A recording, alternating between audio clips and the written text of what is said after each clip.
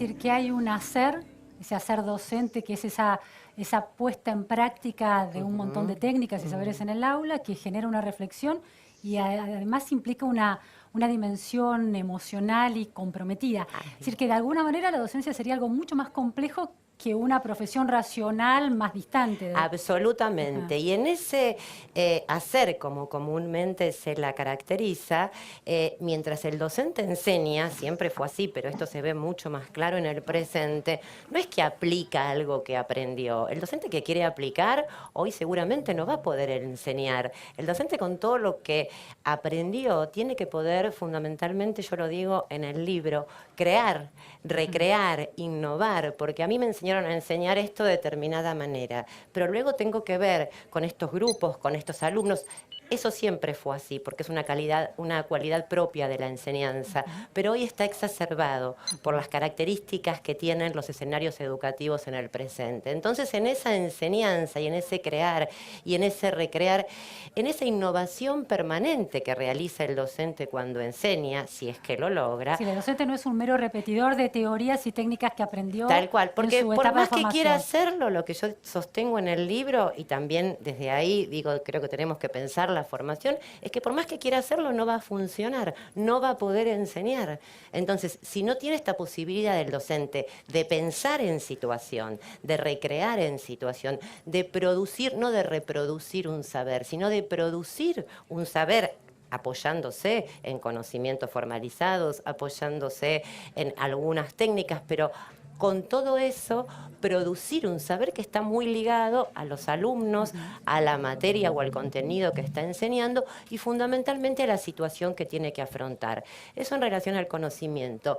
Pero además estamos hablando de un trabajo que trata con personas. Entonces hay una implicación personal con lo que está pasando, con esa situación. No es pura racionalidad. Al docente como a los alumnos les pasan cosas cuando la enseñanza sale y también cuando no sale. Yo, como digo, cuando tenemos problemas en las escuelas, si bien como sociedad estamos en problemas y los alumnos están en problemas, pero los primeros que se sienten mal son los docentes.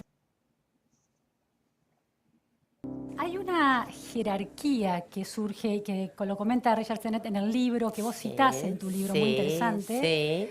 de esta distinción entre práctica y teoría, y esta distinción entre artes, artesanías y, bueno, campos del conocimiento más reflexivos, como puede ser la filosofía.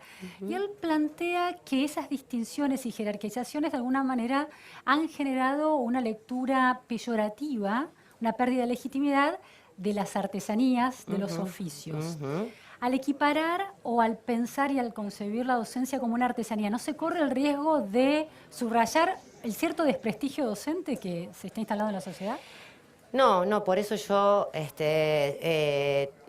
enfatizo la acepción y basándome en Sennett diciendo que la artesanía, como esta posibilidad de hacer las cosas bien, tiene que ver con la cualificación, pero no solamente tiene que ver con la cualificación o la pericia técnica, sino que tiene que ver también con el pensamiento asociado a esa posibilidad de operar, en nuestro caso con otros y sobre otros, sino que también tiene que ver con el pensamiento.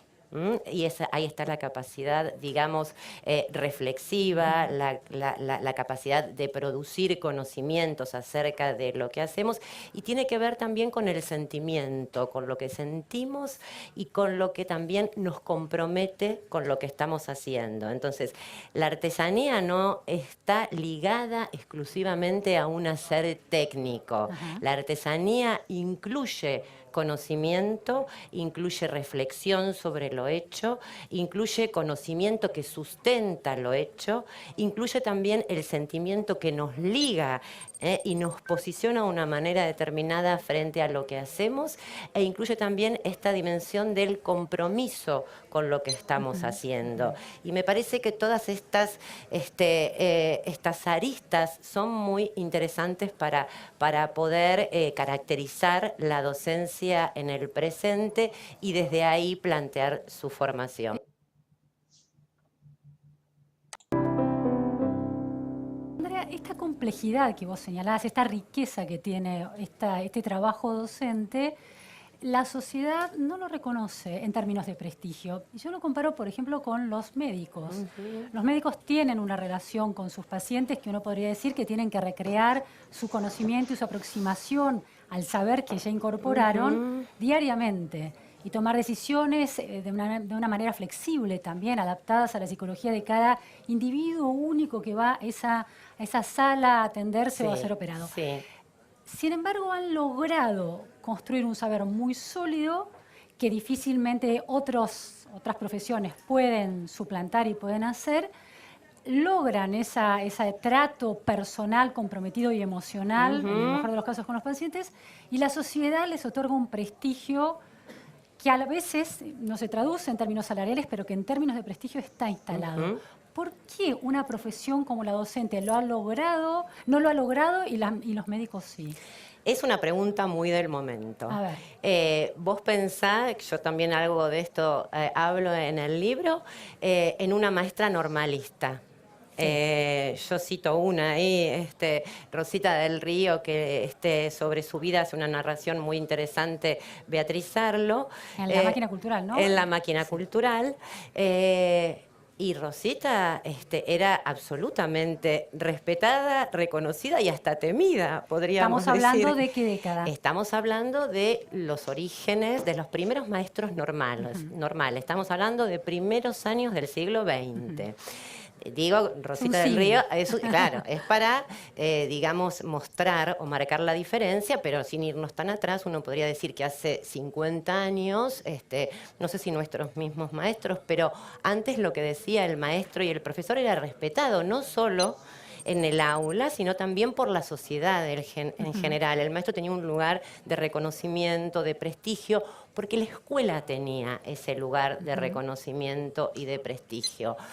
Dados los avances, sería largo de hablar, los avances, los cambios, digamos, sociales y culturales, la escuela perdió ese prestigio y ese reconocimiento que tenía antaño. No me gusta la palabra perdió, no es lo mismo, no es esa institución que antes era depositaria del saber y depositaria de la cultura. Hoy vos pensás que el saber circula y se reproduce por muchísimos medios. Estábamos hablando, salimos acá, salimos digital, tenemos no tenemos solo el diario impreso, tenemos la tele, el diario digital. Bueno, y además... Una competencia por la autoridad en relación a los temas. Al saber.